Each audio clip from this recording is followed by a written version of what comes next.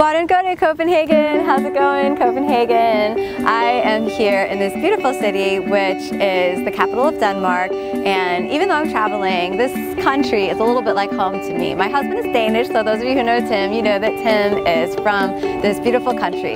I've been teaching in this city pretty much ever since I met Tim. So this is my 13th or maybe my 14th time teaching here.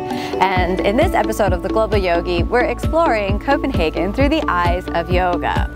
While I've definitely developed a love and appreciation and an immense respect for this culture, the one thing that's been really difficult for me is to try to say anything in Danish. For all of you Danes watching, I'll make you laugh right now by trying to say the famous Danish dessert, which is made by those berries that I love. Rugbrød med fløde. All right, everyone. Vi ses. Bye, Copenhagen. I'll see you next time.